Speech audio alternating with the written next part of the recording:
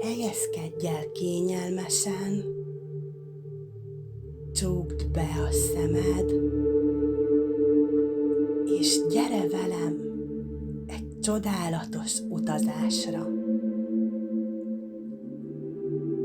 Képzeld el, hogy egy csendes téli erdőben sétálsz. A hó lassan hullik az égből, fehér pelyhei puhán érkeznek a földre, befedve a tájat egy vastag, tiszta takaróval. Minden olyan békés, ahogy lépkedsz, a hó finoman ropog a talpad alatt.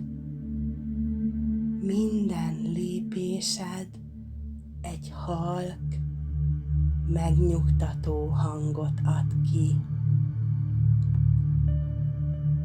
A levegő friss és tiszta. Apró jégkristályok csillognak a fák ágán. Mély levegőt veszel, és érzed, ahogy a tüdőd megtelik a hideg, üdítő oxigénnel. Be és ki, be és ki, be és ki, be és ki, be és ki. Minden egyes lélegzetvétellel a gondjaid elpárolognak, mintha a hó elnyelni őket. A fák között egy kis tisztásra érsz. Egy öreg fa áll ott, vastag törzsel és hóval borított ágakkal. Olyan, mintha 1000 éve állna ott, figyelve a világot, őrizve a természet nyugalmát. Ráteszed a kezed a törzsére, és érzed, ahogy a fa energiája lassan áthatol rajtad,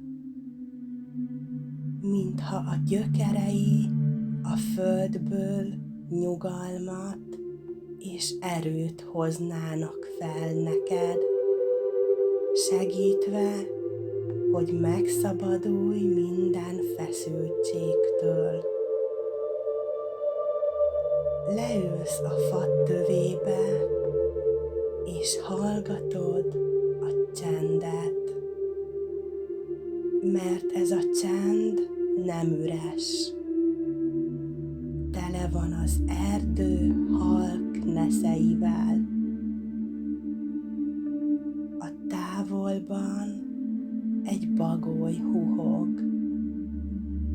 A szél finoman átsuhan az ágak között, és a hó néha lehullik a fák koronájából, puhán érve földet. Csukd be a szemed, és érezd, ahogy minden feszültség elhagyja a tested. A természet veled van. A tél ölelő nyugalma körbevesz.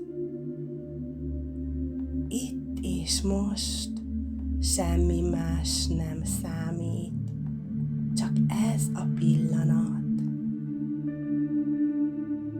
Lassan, amikor úgy érzed, készen állsz, mély levegőt veszel, és újra elindulsz. A hó továbbra is ropog a lábad alatt, de most már könnyebben lépsz, mintha a gondok súlya lekerült volna rólad. A szíved nyugodt, az elméd tiszta, a tél varázsa körülölel, és tudod, hogy ezt a békét bármikor visszahozhatod, ha csak behunyod a szemed, és újra elképzeled ezt a hóval borított tájat. Most már készen állsz arra, hogy visszatérj a világba. Nyugodtan, feltöltődve, mosollyal a szívedben. Lassan nyisd ki a szemed, mozgasd meg a karjaidat, a lábaidat, nyújtózkodj egyet, és hozd magaddal ezt a békét a való világba.